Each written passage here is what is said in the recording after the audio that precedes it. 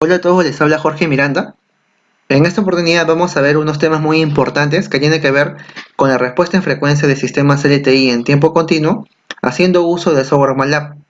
Vamos a presentar algunos conceptos matemáticos como son la transformada de Laplace, que es una ecuación diferencial, y vamos a presentar un ejemplo de un sistema de primer orden en tiempo continuo y mediante los comandos de MATLAB vamos a determinar la respuesta en frecuencia.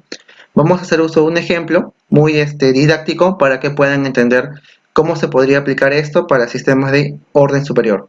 En un video anterior habíamos introducido la herramienta matemática llamada transformada de Fourier, que nos permitía a nosotros determinar cuál es el contenido frecuencial de una señal temporal, en este caso definida en tiempo continuo.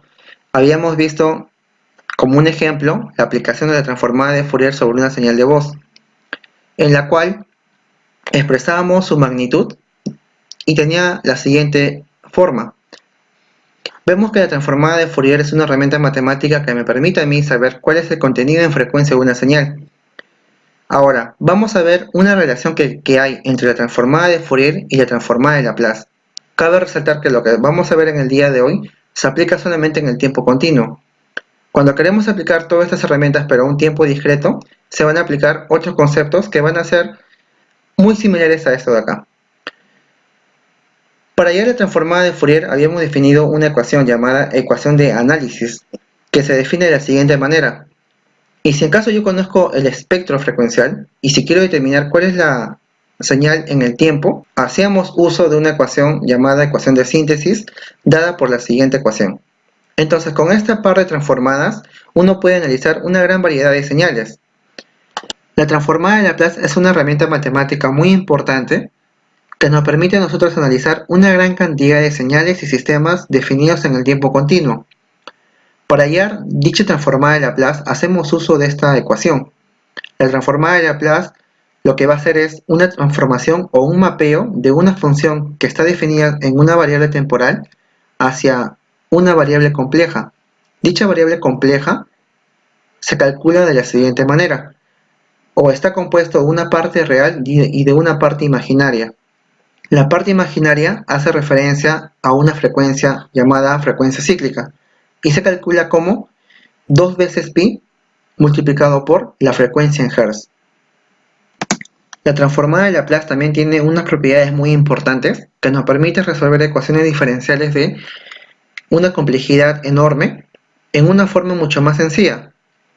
Lo que vamos a hacer a continuación va a ser encontrar la transformada de Laplace de una señal muy conocida llamada escalón unitario y que se aplica mucho en el área de control. Dicho escalón unitario está representado por la siguiente gráfica, cuya transformada de Laplace lo vamos a expresar mediante la siguiente expresión. Si ustedes hacen uso de la expresión anterior, van a poder determinar que la transformada de Laplace del escalón unitario está representado por 1 entre s. Es una forma muy sencilla de practicar esto.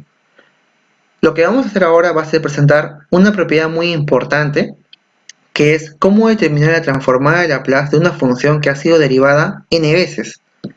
Vamos a suponer algo, que las condiciones iniciales de dicha función son 0. Si eso pasa, vamos a definir lo siguiente. Suponemos que la transformada de Laplace de una función definida en el tiempo continuo está denotado con la letra f en s. Queremos saber cuál es la transformada de Laplace de una función, o sea, de la misma función, pero que ha sido derivada n veces. Eso va a ser igual a s elevado a la multiplicado por la transformada de Laplace de la señal que no ha sido derivada. Es decir, podemos relacionar la transformada de Laplace de una función con la transformada de Laplace de la misma función pero que ha sido derivada, en este caso n veces. Y todo se resume a solamente multiplicar la transformada anterior por s elevado a la n. Este n indica la cantidad de veces que ha sido derivada la función. Vamos a presentar como ejemplo un sistema de primer orden que tiene que ver con un circuito RC, en la cual vamos a hacer uso de la transformada de Laplace para resolver esta ecuación diferencial. Lo que tenemos que tener en cuenta es lo siguiente. Debemos definir cuál es la señal de entrada y cuál es la señal de salida. En este ejemplo, yo voy a tomar como señal de entrada el voltaje que está denotado con esta variable y voy a denotar mi salida con esta variable, que es el voltaje en el condensador. Yo quiero obtener una relación entre esas variables, ¿no? Para hacer eso de ahí, ¿qué tengo que hacer? Voy a aplicar la primera ecuación y la segunda ecuación resulta del condensador, asumiendo condiciones iniciales cero, ¿no? Que obviamente no haya estado cargado el condensador. Entonces, ¿cómo yo resuelvo estas dos ecuaciones, ¿no? Para resolver estas ecuaciones, primeramente vamos a ordenar todas estas variables y vamos a expresar en la parte izquierda la parte de salida y en la parte derecha la parte de la entrada. Vemos que en la parte izquierda hay una variable, por así decirlo, que tiene que ver con una derivada. Entonces, resolver estas cosas se hace mucho más fácil si en caso hacemos uso de la transformada de Laplace.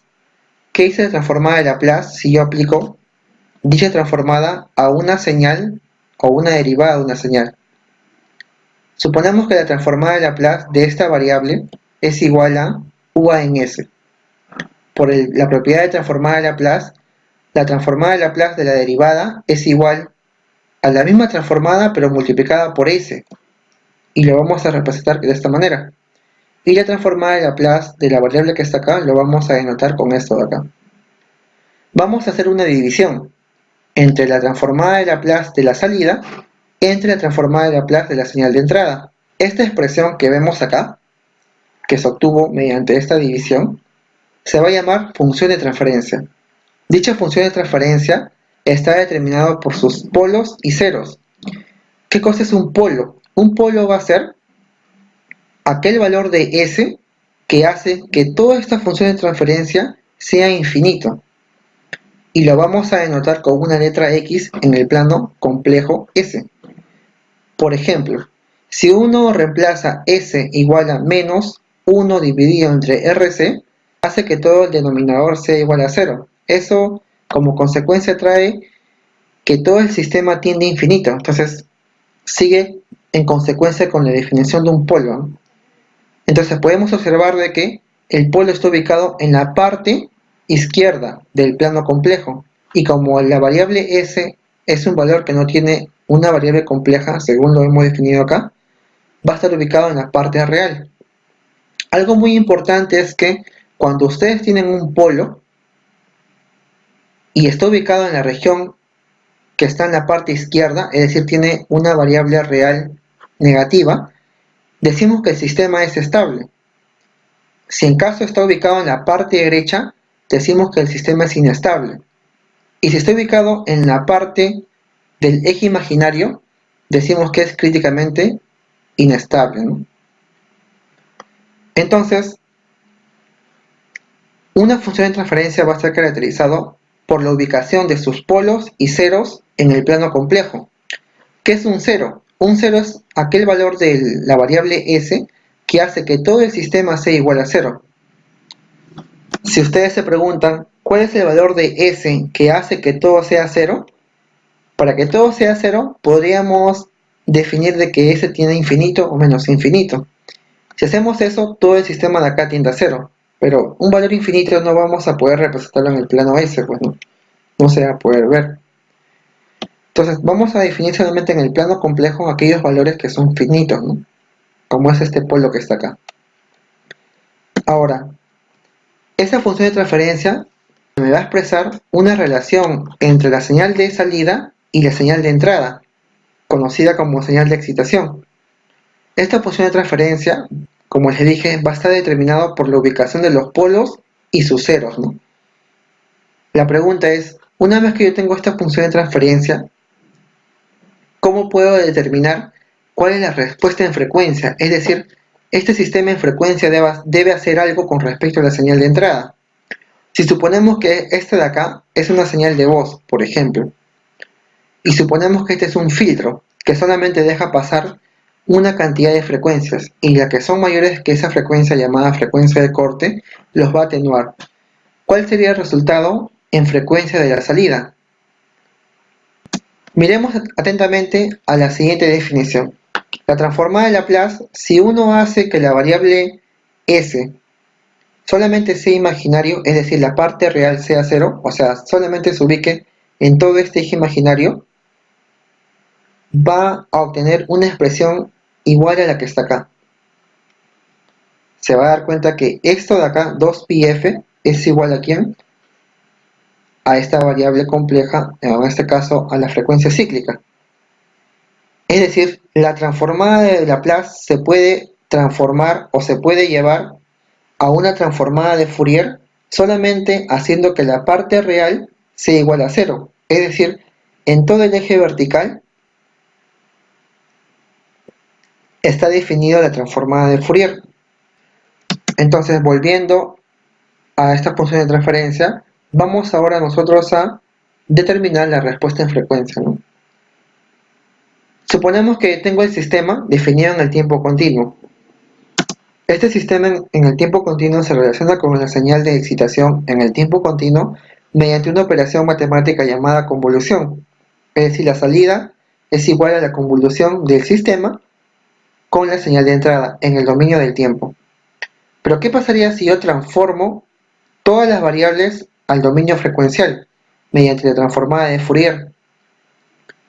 Vamos a darnos cuenta de que la transformada de Fourier de una convolución es igual a la multiplicación de la transformada de Fourier de cada una de sus partes. Es decir, la transformada de Fourier de la salida va a ser igual a la multiplicación de la transformada de Fourier del sistema multiplicado por la transformada de Fourier de la señal de excitación. ¿Qué quiere decir esto? De que en frecuencia solamente yo voy a tener que multiplicar la respuesta en frecuencia del sistema por la respuesta en frecuencia de mi señal de entrada. Eso va a producir una señal de salida cuya respuesta en frecuencia se relaciona mediante la multiplicación. Para ver esto de acá más claro, vamos a tener que utilizar los comandos de MATLAB. En el ejemplo anterior habíamos definido cuál es la función de transferencia de este sistema. Dicha función de transferencia la habíamos determinado de la siguiente manera. La salida, o sea, la transformada de Laplace de la salida con respecto a la transformada de Laplace de la entrada, está expresado de la siguiente manera. Tenemos que representar la parte del numerador como un vector. Vamos a denotar dicho vector con la letra B. Y la parte del denominador lo vamos a denotar con la letra A. Vemos que en el denominador va a estar definido como el vector RC, porque está acompañado de la variable S, y acá va a ser 1 porque es un valor independiente. Y en la parte del numerador vemos que es 0 porque vemos que no existe una variable S, y el término independiente es el 1. Esto de acá nos va a servir a nosotros para determinar cómo responde en frecuencia este sistema, es decir, si acá hay una señal de entrada, ¿qué es lo que va a producir como salida en términos de frecuencia? Entonces vamos a ir a MATLAB para determinar estas cosas, ¿no? Para poder determinar la respuesta en frecuencia del sistema de primer orden, voy a seleccionar un valor de resistencia de unos 10 ohmios y un valor de condensador de unos 100 microfaradios. De tal manera que con el comando de MATLAB llamado FREC-S me permite a mí calcular la respuesta en frecuencia de sistemas que están definidos en tiempo continuo, mediante la utilización de tres parámetros.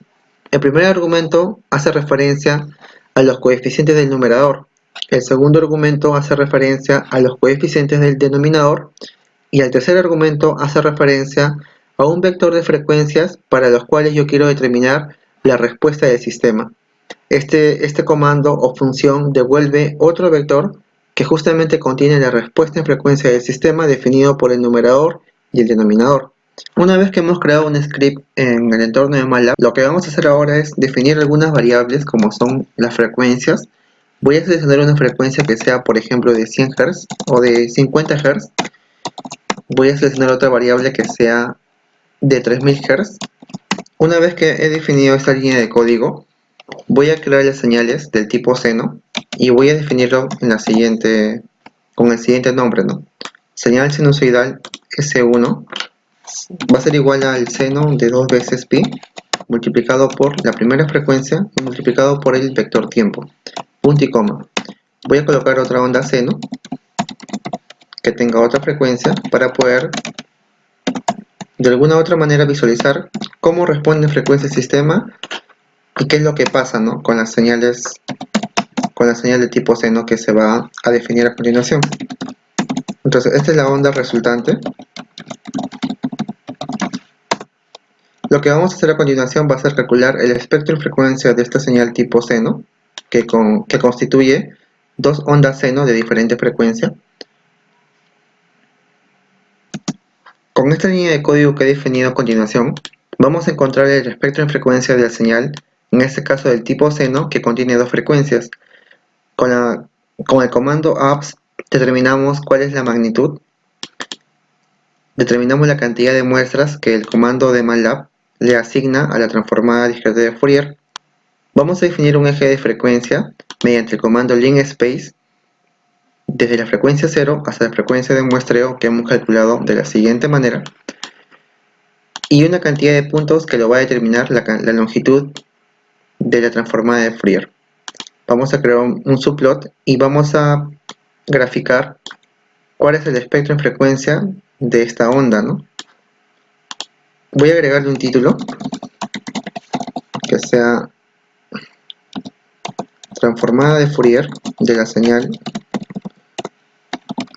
Acá voy a colocar Hertz y acá le voy a colocar que sea magnitud. Vamos a darle run y a continuación vamos a ver cuál es el espectro en frecuencia. Por ejemplo, en la frecuencia de 3000 Hz y en la frecuencia definido a 50 Hz vemos que se presentan dos picos, ¿no? Es porque justamente la transformada de Fourier de una señal tipo seno presenta un sobreimpulso a esa frecuencia, ¿no? Si por ejemplo acá cambio, acá que sea de 100 Hz, vamos a ver el espectro en frecuencia de la onda resultante.